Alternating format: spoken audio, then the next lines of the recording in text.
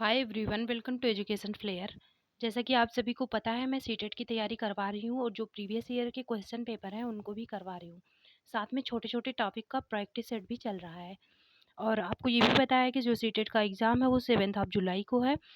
तो आप सब तैयारी में बने रहिए, अच्छे से तैयारी करते रहिए। आज का जो वीडियो है वो है, इसमें जो प्रीवियस ईयर है मैथ और साइंस का, इसमें मैथ वाला पार्ट है, ये जूनियर लेवल वाला है, पेपर 2 के लिए है। और ये प्रीवियस ईयर क्वेश्चन पेपर है। चलिए देखते हैं, जो भी स्टूडेंट मैथ से हैं उनके लिए यूज़फुल होगा। चलिए देखते हैं question number first. Question number first है, एक बैठक में सदस्यों में से 4/25 महिलाएं थीं। यह सदस्यों का कितना प्रतिशत था? इंग्लिश वाला देख लेते हैं। In a meeting 4/25 of the members were female. जो 25 में से 4 थी वो कितनी थी? 25 टोटल थे। टोटल कितने थे? 25। जिसमें से फीमेल्स कितनी थी? 4 थी। What percent of the members was this? ये जो है मेंबर्स का कितने परसेंट है, ये जो फीमेल वाला पार्ट है। इसका जो आंसर होगा इसको पहले लगा के बता देती हूँ। इसमें फीमेल कितनी है? 4 हैं। कितने में से हैं? 25 में से है। इसको परसेंटेज में कन्वर्ट करना है, 100 से मल्टीप्लाई कर देंगे, 25 चौका 100, 4 इंटू 4 कर देंगे, 16 आ जाएगा। इसका जो सही आंसर होगा वो 16% हो जाएगा। क्योंकि इसमें इसमें ही बताया है कि 4/25 महिलाएं हैं। जो फीमेल्स हैं ना, टोटल हैं 25, लेकिन इसमें से जो फीमेल हैं वो 4 हैं। 4 कितनी है? 4 जो है फीमेल है, बाकी 21 मेल हैं। इसका जो सही आंसर होगा वो फीमेल का परसेंटेज में पूछ रहा है, 16%। चलिए देखते हैं क्वेश्चन नंबर 32 वाला है। एक दुकान ने अपनी कीमतों में 10% की कमी की। क्या कर रहा है? अपने प्राइस में 10% रिड्यूस कर रहा है। एक सामान की नई कीमत क्या है जो पहले 500 रुपये में बेची गई थी? उसका जो पहले वाला प्राइस है, प्रीवियसली सोल्ड जो हुआ था वो हुआ था 500 में। चलिए ये इंग्लिश वाला देख लेते हैं। ए शॉप रिड्यूस्ड इस इट्स प्राइस बाय 10%। कितने परसेंट से रिड्यूस कर रहा है अपने प्राइस को? 10% से। What is the new prices of an item which was previously sold off RS 500? जो पहले कितने में बेचा गया था? 500 में। इसका मान लेते हैं पहले जो प्राइस था वो 100 रुपीज़ था। अब लेकिन इसने कितना बता रहा है, कितने में बेचा गया था? 500 में। वो 100 रुपीज़ को 500 के इक्वल कर दो तो 1 रुपीज़ किसके बराबर हो जाएगा? 1 रुपीज़ जो है ये 5 के बराबर हो जाएगा। इसमें पूछ रहा है 10% रिड्यूस हो रहा है। अगर 100% था, 10% रिड्यूस हुआ तो कितना बचा? 90%। 90% बचा ना। 90 रुपीज़ मान लीजिए, परसेंटेज छोड़िए, रुपीज़ में माने हैं। 90 रुपीज़ बचा। तो अब यही पूछ रहा है कि 10% कमी के बाद इसकी जो है कीमत बतानी है हमें। तो 1 रुपये में, अगर 1 रुपये इज इक्वल टू 5 रुपये, तो 90 रुपये में कितना हो जाएगा? Multiply multiply by 5। इसका जो आंसर हो जाएगा 450 हो जाएगा। मल्टीप्लाई करेंगे 450 आएगा। इसका जो सही आंसर होगा ऑप्शन नंबर थर्ड वाला होगा, 450। चलिए देखते हैं क्वेश्चन नंबर 33। नीचे तापमान डिग्री सेल्सियस में एक डेटा सेट दिया गया है। डेटा का परिसर क्या होगा? परिसर को क्या बोलते हैं? रेंज बोलते हैं। Given below is a data set of temperature in degree Celsius. 6 है, 8 है, 2 है, 3 है, 2 है, फिर 0 है, 5, 4, 8 है। What is the range of data? इस डाटा है, इसका रेंज क्या होगा? परिसर पूछ रहा है। इसमें परिसर के लिए क्या करते हैं? हाईएस्ट वैल्यू को घटाते हैं माइनस लोवेस्ट को घटा लेते हैं। हाईएस्ट वैल्यू कितना है? 8 है, लेकिन 8 कितनी बार है? 2 बार है। तो ये हो जाएगा 8 प्लस 8, इसको प्लस करते हैं, ठीक है, माइनस लोवेस्ट वैल्यू कितना है? ये लोवेस्ट वैल्यू है, लोवेस्ट वैल्यू है 0, माइनस 0 इज इक्वल टू 16 हो जाएगा। इस और डिग्री सेल्सियस, इसका जो सही आंसर होगा वो होगा 16 degree Celsius, option number second वाला। रेंज निकालने के लिए हाईएस्ट वैल्यू माइनस लोवेस्ट, ठीक है। नेक्स्ट देखते हैं क्वेश्चन नंबर 34। एक सिक्का 10 बार उछाला जाता है। कोई कॉइन है, उसको 10 बार उछाला जाता है और परिणाम इस प्रकार अवलोकित किए जाते हैं। जो उसके रिजल्ट्स आते हैं उनको इस प्रकार से देखा जाता है। हेड आया है, ये टेल आया है, ठीक है। चित्त प्राप्त करने की संभावना क्या होगी? हेड जो प्राप्त होगा उसकी संभावना क्या होगी? What is the probability of getting head? चलिए देखते हैं हेड, पहले टोटल देख लेते हैं। इसमें जो प्रोबेबिलिटी होता है ना उसके बराबर होता है, नीचे टोटल होता है और ऊपर जो संभावित होता है वो होता है, समझे? इसका देखते हैं क्या होगा। टोटल नीचे कितना होगा और ये कितना होगा, इसके आगे यहाँ पे देख लेते हैं। टोटल कितना है, 1 2 3 4 5 6 7 8 9 10। टोटल 10 है, नीचे 10 आ जाएगा। 10 में से हेड है पूछ रहा है ना, हेड आने की प्रोबेबिलिटी कितनी है। हेड कितनी बार आया है, 1 2 3 4 5 6 बार आया है। 10 में से 6 बार हेड आया है, ये आने की प्रोबेबिलिटी। अब देख लेते हैं, इसको सॉल्व कर लेते हैं। ये 3 हो जाएगा और ये 3 हो जाएगा और ये हो जाएगा 5। इसका जो सही आंसर होगा वो होगा 3/5। ऑप्शन नंबर फर्स्ट वाला सही है, 3/5, क्योंकि नीचे टोटल वाला लिखेंगे, ऊपर जो प्रोबेबिलिटी है वो हो। और प्रोबेबिलिटी पूछा है इसका हेड का, तो हेड आया है 6 बार और टोटल है 10 बार। 10 में से 6, 6/10 हो जाएगा। नेक्स्ट देखते हैं क्वेश्चन नंबर 35। इसमें हालांकि कुछ साइन नहीं दिया, मिस प्रिंट है शायद ये, लेकिन इसमें जो आप कर लीजिए, मान लीजिए कुछ भी किए, प्लस किए, माइनस किए, क्योंकि इसको सॉल्व नहीं करना है, इस यहाँ पे इक्वल कर लिए, ठीक है। ये दिखाता है, ये संख्यात्मक व्यंजक यहाँ पे जो भी दिया है, प्लस है, माइनस है, जो भी गुणा है, जो भी है, इसके बराबर आता है 25/56। आपको पता होगा ये क्या है, ये एक परिमेय संख्या है। और 7/8 ये क्या है, ये भी एक परिमेय संख्या है। अगर दो परिमेय संख्याओं को जोड़ने से, गुणा करने से या कुछ भी करने से ये वही परिमेय संख्या आता है, परिमेय संख्या ही आ जाए, कोई ऐसी संख्या ना आ जाए, परिमेय संख्या को जोड़े, घटाए, गुणा किए, कुछ भी आए, परिमेय संख्या ही आ जाए, तो उसे अगर जोड़ते हैं तो उसे योग का समृद्ध बोलेंगे। अगर उसे घटाते हैं तो उसे घटाव का समृद्ध बोलते हैं। तो चलिए देखते हैं, यहाँ पे प्लस था, ठीक है, मिसप्रिंट है, यहाँ पे प्लस कर लीजिएगा। इसका जो सही आंसर होगा वो यहाँ पे देखिए ऐड कर रहे हैं, और ये परिमेय संख्या ही आ रहा है, तो इसे बोला जाएगा परिमेय संख्याएं योग के अंतर्गत समृद्ध होती हैं। दो परिमेय संख्याओं को जोड़ो या दो कोई भी नंबर्स को जोड़ो, जैसे प्राकृतिक संख्याएं हैं, नेचुरल नंबर ले लो, इनको जोड़ते हो आप, इनके जोड़ने के बाद नेचुरल नंबर ही आ जाए तो उसे बोलेंगे योग का समृद्ध है ये। Rational number are closed under addition, ये वाला सही होगा, ये क्लोज्ड कहा जाता है तब। चलिए देखते हैं ऑप्शन नंबर, क्वेश्चन नंबर 36। निम्नलिखित 3D आकृतियों में से किसमें शीर्ष नहीं होता है। Which one of the following 3D shapes, 3D shapes की बात की गई है, does not have a vertex, किसमें वर्टेक्स नहीं होता, शीर्ष नहीं होता। पिरामिड जो होता है, पिरामिड को का जो आकार है वो तो आप सब देखे ही होंगे, पिरामिड कुछ ऐसे होता है, ऐसे होगा, बीच से ऐसे होता है, ये पिरामिड होती, बीच से ऐसे होता है, ये पिरामिड होता है। और प्रिज्म भी आपको पता है, प्रिज्म भी ऐसे त्रिभुज टाइप का होता है, 3D में होता है, ऐसे बैक में भी रहेगा, उधर भी, पीछे भी रहेगा, ये प्रिज्म होता है। शंकु तो आपको पता ही है, शंकु ये वाला ही आकृति है, शंकु है ये, इसमें भी शीर्ष है, इसमें भी शीर्ष है, इसमें भी शीर्ष है, लेकिन गोला जो है ये देखिए, इसमें कहीं शीर्ष दिख रहा है आपको, गोले में कहीं शीर्ष दिख रहा है, नहीं दिख रहा है। तो इसका जो सही आंसर होगा वो होगा स्फेयर, ऑप्शन नंबर फोर्थ वाला गोला। नेक्स्ट देखते हैं क्वेश्चन नंबर 37। ये भी देखिए मिस प्रिंट है, यहाँ पे जो है, यहाँ पे मल्टीप्लाई हो है, ठीक है, यहाँ पे मल्टीप्लाई है, और यहाँ ये जो 3 है ना, यहाँ माइनस कर लीजिए, यहाँ पे मल्टीप्लाई है, यहाँ पे माइनस कर लीजिए। अब चलिए देखते हैं, लगाते हैं इसको, क्या है। आपको पता होगा कि अगर बेस इक्वल है और बीच में मल्टीप्लाई है तो जो उसके घात होते हैं, पावर होते हैं, वो क्या हो जाते हैं, ऐड हो जाते हैं। चलिए देखते हैं, 5/7 हो जाएगा आगे, इसके जो पावर है वो ऐड हो जाएंगे, मतलब माइनस है तो ये हो जाएगा 4 - 3 हो जाएगा, 4 - 3 हो जाएगा, इज इक्वल टू हो जाएगा 5/7।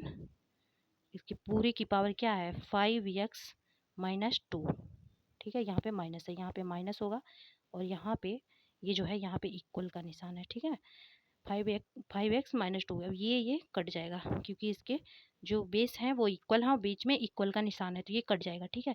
नेक्स्ट होगा, नेक्स्ट यहाँ देखते हैं, ऊपर क्या बचा, 1 बचा इस साइड, और दूसरे साइड क्या हुआ, 5x - 2, 5x - 2। अब 5x इज इक्वल टू कितना हो जाएगा, 3। x इज इक्वल टू यहाँ से कितना निकलेगा, 3/5। इसका जो सही आंसर होगा वो होगा 3/5, ऑप्शन नंबर थर्ड वाला, 3/5। नेक्स्ट देखते हैं क्वेश्चन नंबर 38। इसमें दिया है, मानिए कि ए बी सी 3 परिमेय संख्याएं हैं, जहां A is equal to 3/5, B is equal to 2/3, C is equal to 5/6। निम्नलिखित में से कौन सा सत्य है।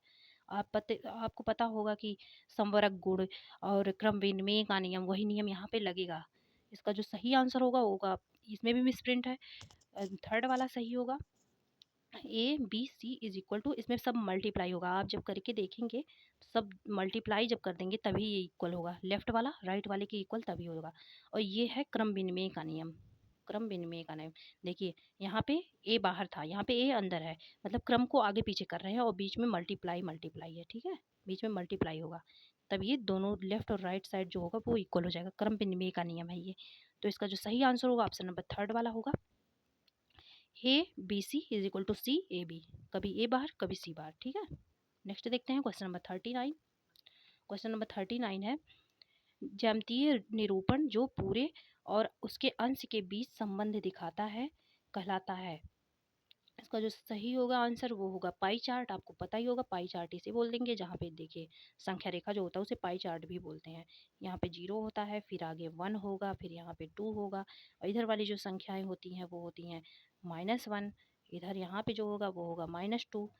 ये होता है पाई चार्ट, जो पूरे और उसके अंश के रूप में ये पूरा दिखा रहा है। ये कितना कंप्लीट दिखा रहा है, ये कंप्लीट दिखा रहा है। लेकिन अगर इतने पार्ट की बात की जाए, यहाँ पे इतने पार्ट की बात की जाए या इतने पार्ट की बात की जाए, तो ये कितना दिखा रहा है, इसका एक पार्ट दिखा रहा है। तो पूरे और अंश के बारे में जो बताता है वो होता है पाई चार्ट। आंसर होगा इसका पाई चार्ट। नेक्स्ट देखते हैं क्वेश्चन नंबर 40 है, यदि Q एक प्राकृतिक संख्या P का वर्ग है तो P है, Q क्या है, Q बोल रहा है Q इज इक्वल टू, ऐसे करके देख लिया करिए आप पेपर में, Q क्या है, P का वर्ग है तो P है, तो P इज इक्वल टू क्या हो जाएगा, स्क्वायर हटेगा तो ये रूट में आ जाएगा Q, ठीक है, P is equal to under root की Q। तो देख लीजिए कौन सा आंसर सही होगा, Q का P क्या है, Q का वर्गमूल है, the square root of Q, ठीक है। ऑप्शन नंबर सेकेंड वाला सही है। नेक्स्ट देखते हैं क्वेश्चन नंबर 41। 41 है, पहले 121 दिया गया है, सब करड़ी के अंदर दिया गया है, और ये जो मिस प्रिंट है यहाँ पे पता नहीं क्यों पीडीएफ में मिस प्रिंट है, यहाँ पे प्लस रहेगा, यहाँ पे भी प्लस रहेगा, प्लस मान के लगाइए, ठीक है। यहाँ पे देखिए ये 121 वाला है जो ये 11 का वर्ग होता है, तो क्या हो जाएगा फिर करड़ी में, फिर करड़ी में ये हो जाएगा रूट में 91 प्लस फिर करड़ी, और यहाँ पे क्या है 70 पहले से ही है, और 121 को जब हटाएंगे तो 11 हो जाएगा। अब 70 और 11 जुड़ के 81 हो जाएंगे। फिर नेक्स्ट लाइन में क्या होगा, ये 91 ऐसे ही रहेगा प्लस, अब ये वाला कर्डी भी हट जाएगा, या मत हटाइए अभी, ठीक है, 81 हो जाएगा। अब ये बाहर आएगा तो कितना बचेगा, 91 प्लस 81 का 9 हो जाएगा, ठीक है।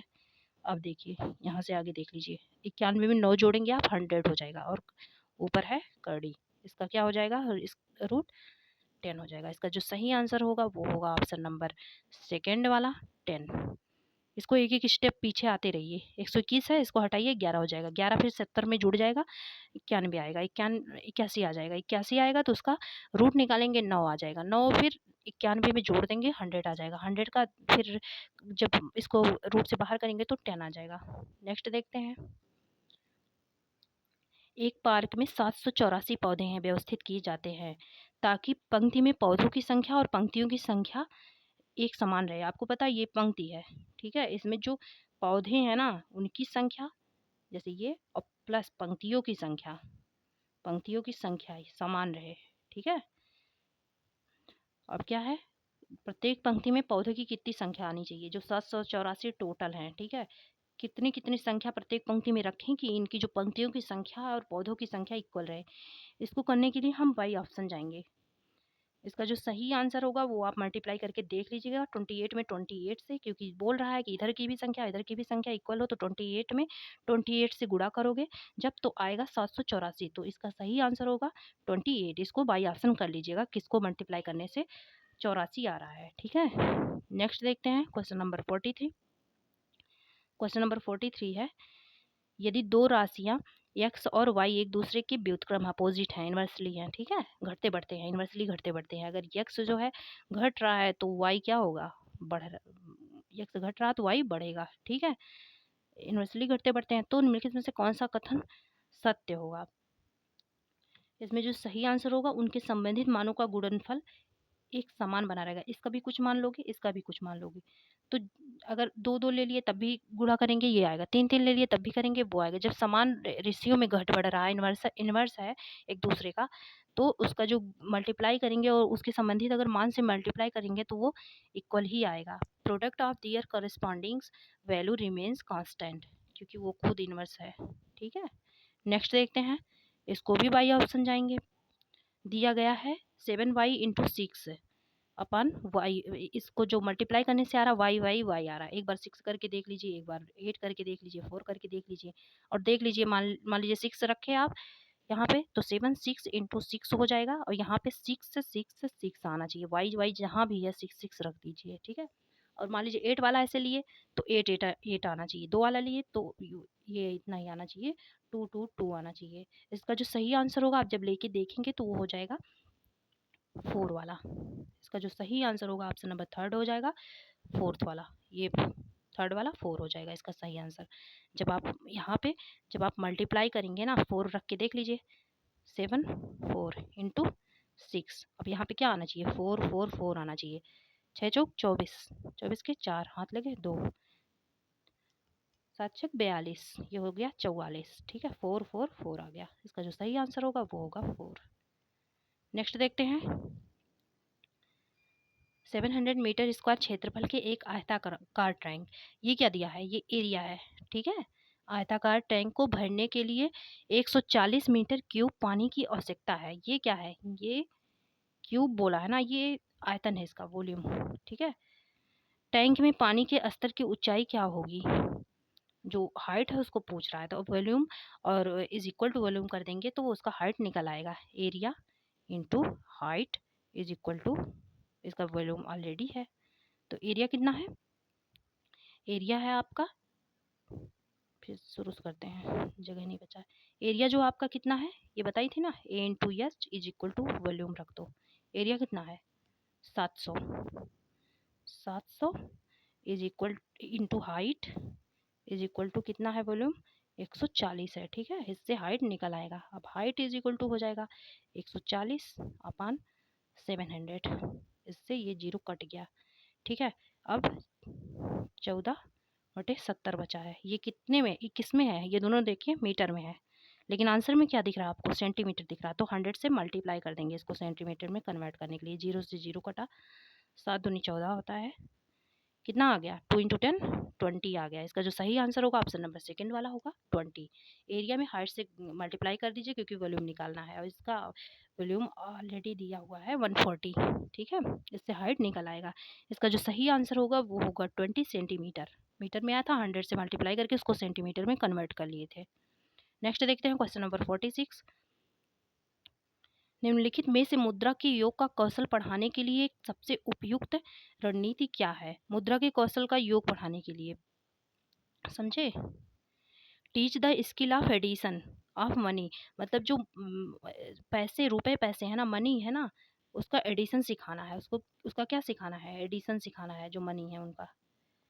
तो हम क्या, सबसे सही इसके लिए क्या होगा, आईसीटी का उपयोग, ऐसा नहीं आईसीटी का उपयोग करेंगे, रोल प्ले, मॉडलों का प्रयोग, मॉडलों का भी प्रयोग नहीं करेंगे। बहुत सारी समस्याओं का हल करना, इसमें रोल प्ले होगा। किसी बच्चे को लीजिए या उसे कुछ पैसे दीजिए, सिक्के दीजिए, या बच्चे बच्चे को आपस में एग्जाम्पल दे के बताइए, मतलब खेल खेल में सिखाएंगे, इसे रोल प्ले बोलेंगे। ठीक है, ऑप्शन नंबर 2 वाला सही है। नेक्स्ट देखते हैं क्वेश्चन नंबर 47। अपनी कक्षा में गुणा की अवधारणा को पढ़ाने के बाद एक शिक्षक ने अपने बच्चे को 48 अपने बच्चे से 48 को 4 से गुणा करने के लिए कहा। 48 उसने संख्या दिया और बोला कि 4 से इसमें गुणा करो। इसके बाद क्या हुआ, गुणा करने के लिए कहा। उनके छात्रों में से एक ने मौखिक रूप से हल किया, और 48 को 4 से गुणा करने के लिए हम पहले 48 में 48 जोड़ेंगे। उसने प्रोसेस बताया कि हम 48 से 4 में गुणा करने के लिए हम पहले 48 में 48 को जोड़ देंगे, 48 को जोड़ देंगे, फिर आ जाएगा 96, फिर 96 में 96 को जोड़ देंगे, 96 को जोड़ देंगे, 1 आ जाएगा 192। ठीक है, उसने ये प्रोसेस बताया, और जबकि 48 में डायरेक्ट ऐसे गुणा भी कर सकते हैं आप, बोला टीचर ने ये। चलिए देखते हैं इसका क्या मतलब है, गुणा की उसकी रणनीति के बारे में आप क्या सोचते हैं, चलिए देखते हैं। ऑप्शन क्या है, उसने जोड़ जोड़ के लगाया है। बच्चे ने गुणा करने के लिए गलत विधि का उपयोग किया, ऐसा नहीं कहा जा सकता भाई, अपनी अपना अपना मेथड है, उसने निकाला तो सही ही है ना आंसर। संख्या को गुणा करने के लिए उसे स्थानीय मान का उपयोग करना चाहिए। ये तो हम बता रहे हैं ना, हो सकता है उसे वही सही लगे, इसलिए ये गलत है। उसे गणित की गुणा की अवधारणा समझ में नहीं आई, ऐसा नहीं है। उसने 4 बार अगर ऐड करके किया तो उसे गुणा की अवधारणा समझ में नहीं आई। सही निकाला है आंसर। दी गई समस्या एक गुणा समस्या है और योग की समस्या नहीं है, ऐसा नहीं है। इसका कोई लेना नहीं है। उसने गुणा को बार-बार योग के रूप में समझा। हाँ, ये सही है। उसने जो मल्टीप्लाई है ना उसको योग के रूप में समझा है, इसलिए वो ऐसा प्रोसेस कर रहा है। इसका जो सही आंसर होगा वो होगा ऑप्शन नंबर 4th वाला। ही और she understood multiplication as repeated addition. उसने मल्टीप्लिकेशन को रिपीटेड एडिशन के रूप में सीख लिया है। ठीक है, नेक्स्ट देखते हैं क्वेश्चन नंबर 48। बच्चे को समय की अवधारणा को प्रस्तावित करने के लिए प्रारंभिक गतिविधि के रूप में निम्नलिखित में से कौन सी जानी जाती है? जो प्रारंभिक इनिशियल एक्टिविटीज होते हैं ना, उनको किस हिसाब से आप देखेंगे? समय की अवधारणा को सिखाने के लिए सिखाया क्या जा रहा है? टाइम की कॉन्सेप्ट को। ठीक है, देखिए क्या करते हैं। निम्नलिखित में से कौन से जाने? समय से संबंधित वाक्यांशों के साथ पूर्व अनुभवों के बारे में चर्चा करेंगे। नेक्स्ट है, बच्चों को पढ़ाना कि गणित में समय को कैसे। ये इनफ नहीं होगा कि घड़ी के बारे में, वॉच के बारे में बच्चे को पढ़ा दिए, ये इनफ नहीं है। बच्चों को पढ़ाना कि बीते हुए समय की गणना कैसे करें। ये भी नहीं है, बीते हुए समय की गणना करें, ये नहीं सही है। विभिन्न इकाइयों में समय का रूपांतरण करना। पहले वो समय सीख तो जाए समय है क्या, फिर उसको चेंज करेंगे। इसका जो सही आंसर होगा वो होगा समय से संबंधित वाक्यांशों के साथ पूर्व अनुभव के बारे में चर्चा करना।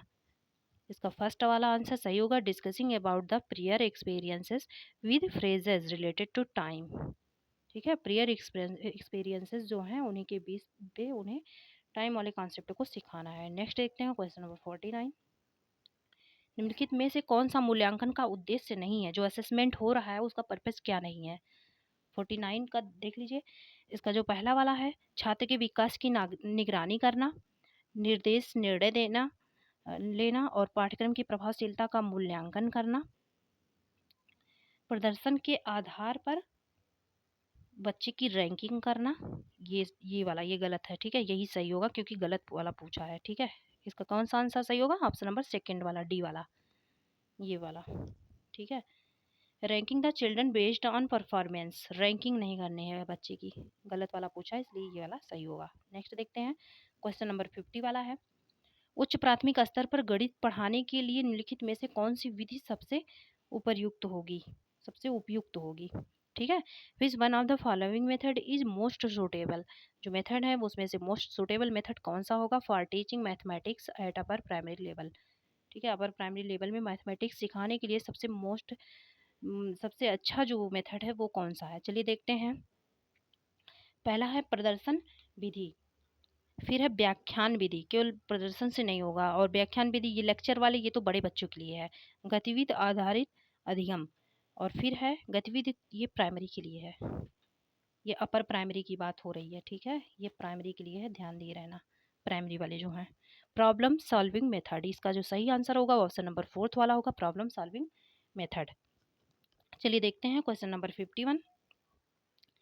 उच्च प्राथमिक स्तर पर गणित अधिगम के लिए निम्नलिखित में से कौन सा सबसे अधिक आवश्यक है? जो अपर प्राइमरी लेवल है वहाँ पे अगर मैथमेटिक्स लर्निंग कराना है तो सबसे अधिक जो इम्पोर्टेंट होगा वो कौन सा होगा? Which one of the following is most essential in learning mathematics at upper primary level? चलिए देखते हैं इसके ऑप्शंस। पहला जो ऑप्शन है वो है एक समस्या को कई बार हल करना। ऐसा नहीं है एक ही समस्या को हल करते रहेंगे। किसी समस्या को हल करने के लिए विभिन्न तरीकों की खोज करना। सभी सूत्रों को याद करना, गलत है, रटना नहीं है। शिक्षक बोर्ड पर जो लिखता है उसे सही ढंग से नकल करना, ये भी नहीं है। कॉपिंग वाली चीज़ें जो होती हैं बहुत परफेक्ट नहीं होती। इसका जो सही आंसर होगा ऑप्शन नंबर सेकंड वाला होगा, exploring different ways of solving a problem. Different ways को एक्सप्लोर करना है प्रॉब्लम को सॉल्व करने के लिए, ऑप्शन नंबर सेकंड वाला सही होगा। जब डिफरेंट वेज होंगे, डिफरेंट बच्चे हैं, सबको समझ में आएगा। नेक्स्ट देखते हैं क्वेश्चन नंबर 52। उच्च प्राथमिक स्तर पर गणित की शिक्षा में उपयोग होने वाली पूछताछ की रणनीति क्या है? चलिए देखते हैं इसके ऑप्शंस। को हतोत्साहित करना, क्योंकि यह उस बच्चे को नीचा दिखाता जो उत्तर देने में असमर्थ है, ऐसा गलत है। ठीक है, पूछताछ वाली हो रही है रणनीति। चलिए देखते हैं, कक्षा को कोलाहलपूर्ण बनाना, ये थोड़ी होता है। क्लासरूम को कोलाहलपूर्ण थोड़ी बनाना है, नॉइज़ी नहीं बनाना, ठीक है। बच्चों के बीच तनाव पैदा कर सकती है और उन्हें शिक्षकों के अधिकार को स्वीकार करने के लिए मजबूर कर सकती है, ऐसा नहीं होता पूछताछ करने से। नेक्स्ट है, बच्चों को उनके विचार या समझ व्यक्त करने और उन्हें आलोचनात्मक रूप से समझने में मदद करता है। यस, अगर सामने वाला बच्चा बता पा रहा है और बगल वाला नहीं बता पा रहा है, तो बच्चे के मन में कहीं न कहीं ये होगा कि मैं नहीं बता पा रहा हूँ, जिसकी वजह से वो पढ़ के आएगा और पढ़ने पे ध्यान देगा। तो इसका जो सही आंसर होगा, बस यही पर्पज़ होता है पूछताछ की रणनीति का, ठीक है। इसका जो सही आंसर होगा वो होगा ऑप्शन नंबर फोर्थ वाला, helps children to express their thoughts और understanding and it think critically, ठीक है। नेक्स्ट देखते हैं क्वेश्चन नंबर 53। एक शिक्षक ने कक्षा 8 के बच्चों को क्षेत्रफल मापन सिखाया, लेकिन उनके कई छात्र क्षेत्रफल और आयतन की विभिन्न इकाइयों के उपयोग के बीच में उलझन में हैं। बच्चों में इस तरह के भ्रम का कारण क्या हो सकता है? जो टीचर है ना, उसने जो है रेक्टेंगल का क्या सिखाया, क्षेत्रफल का एरिया को मापना सिखाया है, लेकिन बच्चे जो हैं वो एरिया और वॉल्यूम में उलझन में है, इनकी इसमें कंफ्यूज हो चुके हैं। इस कंफ्यूजन का क्या कारण है, चलिए देखते हैं। 53 का पहला, बच्चों को क्षेत्रफल की इकाइयों का उपयोग नहीं आता है। ऐसा नहीं है कि वो क्षेत्रफल केवल नहीं है, इसमें आयतन भी सम्मिलित है, ठीक है।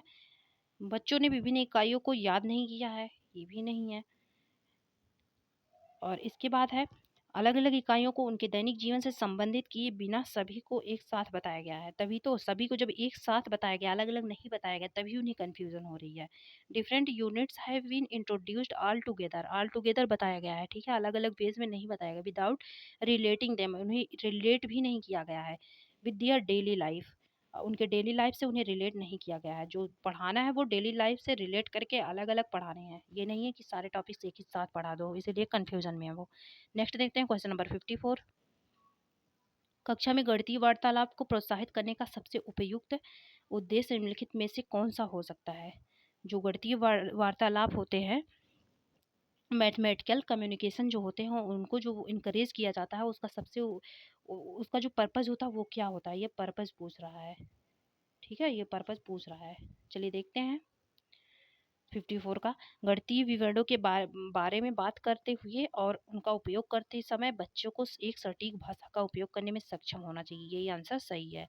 Children should be able to use a precise language, वो एक सटीक लैंग्वेज को यूज कर पाएंगे, प्रिसाइज लैंग्वेज को यूज कर पाएंगे while talking about mathematical statement, जब वो मैथमेटिकल स्टेटमेंट के बारे में बात करेंगे एंड यूजिंग, जब उसको यूज करेंगे। इसका जो आंसर सही है वो है ऑप्शन नंबर फर्स्ट वाला। नेक्स्ट देखते हैं क्वेश्चन नंबर 55। हाँ, और आप सब अगर जो है आपका पेपर 2 में मैथ है, तो आपके लिए ये बेनिफिशियल होगा और आप सब तैयारी करते रहिए, क्योंकि मैं भी जो है सीटेट टेट सब कुछ पास पास कर चुकी हूँ, किसी दिन स्कोर कार्ड दिखा दूंगी। और मैं इसी तरीके से पढ़ती थी। आपका बहुत कम टाइम बचा है पेपर के लिए, जिसमें सबसे ज़्यादा ज़रूरी है पहले प्रीवियस ईयर आप सॉल्व करें, और जो छोटे छोटे टॉपिक हैं उनको भी रिवीजन करते रहिए। छोटे छोटे टॉपिक का रिवीजन मैं अपने वीडियो में एक एक टॉपिक का डाल के करवा रही हूँ। आप सभी अगर नए हैं चैनल पे तो प्लीज़ सब्सक्राइब कर लीजिएगा और देखते रहिएगा, निश्चित ही आपको हेल्प होगी। नेक्स्ट देखते हैं क्वेश्चन नंबर 55। गणित में नैदानिक परीक्षण का उद्देश्य है। नैदानिक परीक्षण होता है डायग्नोस्टिक टेस्ट, जिसमें डायग्नोस्टिक का मतलब आपको पता होगा, ये मेडिकल वाली भाषा है। डायग्नोस्टिक का मतलब होता है ट्रीटमेंट, इलाज से होता है, ठीक है। नैदानिक, इसमें देखिए नैदानिक परीक्षण, डायग्नोस्टिक टेस्ट टेस्ट बोल रहा है। चलिए देखते हैं इसका क्या पर्पज़ होता है। बच्चों की समझ में अंतर जानना, माता पिता को प्रतिक्रिया देना, ऐसा नहीं है। प्रगति रिपोर्ट भरना केवल उद्देश्य नहीं है। अंतिम अवधि की परीक्षा के लिए प्रश्न, ये भी गलत है, ठीक है। इसमें नैदानिक मतलब डायग्नोस्टिक टेस्ट मतलब ये कमियां ढूंढ रहा है कि बच्चों में जो गैपिंग है वो आए कहाँ से है और उनको दूर कैसे किया जा सकता है। इसके बाद दूर करने का उपाय ढूंढा जाता है, जो डायग्नोस्टिक टेस्ट होता है। इसका जो सही आंसर होगा वो बच्चों की समझ में अंतर जानना, मतलब और बच्चे और अच्छा सीखे हैं, कुछ बच्चे कम सीखे हैं, इनमें गैप्स कहाँ से आए हैं, क्या कमियां हुई हैं, इसको जानना, ये है diagnostic test, to know the gaps in children's understanding. Next देखते हैं क्वेश्चन नंबर 56। उपचारात्मक शिक्षण सहायक है। जो उपचार रेमेडियल टीचिंग, ठीक है, उपचारात्मक शिक्षण, रेमेडियल टीचिंग मतलब इसमें जो है जो भी प्रॉब्लम्स, जो भी गैप्स होते हैं उनका उपचार किया जाता है, मतलब उनको दूर करने की कोशिश की जाती है। चलिए देखते हैं, पूरी कक्षा को पढ़ाने के लिए, पाठ की पुनरावृत्ति के लिए, और खेल मार्ग विधि द्वारा शिक्षण के लिए, ऐसा भी नहीं है। कमज़ोर छात्रों की सीखने की कठिनाइयों को बोली थी ना, कठिनाइयों को पता लगाया जाता है और दूर किया जाता है, ये उससे रिलेटेड है। रेमेडियल टीचिंग जो है डायग्नोस्टिक टेस्ट से रिलेटेड है। इसका जो सही आंसर होगा वो होगा कमज़ोर छात्रों की सीखने की कठिनाइयों को दूर करने के लिए। Removing learning difficulties of weak student, जो लर्निंग डिफ़िकल्टीज़ आ रहे हैं उनको रिमूव करने के लिए वीक स्टूडेंट के। चलिए देखते हैं क्वेश्चन नंबर 57। 57 है, कौन सी एक गणितीय प्रक्रिया नहीं है? इसमें से सारी हैं लेकिन एक गणितीय प्रक्रिया नहीं है। विजुअलाइजेशन ये है, मेमोराइजेशन इसको ये नहीं है, और आकलन एस्टिमेशन हम आकलन भी करते हैं और मेजरमेंट भी किया जाता है, ये सब है, ये नहीं है सेकंड वाला रटना मेमोराइजेशन। नेक्स्ट देखते हैं क्वेश्चन नंबर 58। गणित सीखने में त्रुटियां एक महत्वपूर्ण भूमिका निभाती हैं, यह कथन है। जो इसमें गणित सीखने में जो ये होते हैं त्रुटियां होती हैं, एरर्स होते हैं, वो उनका क्या रोल होता है? असत्य, क्योंकि लापरवाही के कारण त्रुटियां होती हैं, ये बोल रहा है, ये इंपॉर्टेंट होती हैं। जो एरर्स होते हैं वो इंपॉर्टेंट होते हैं सीखने के लिए, ये ऐसा बोल रहा है। अब हमें बताना है सत्य का सत्य है।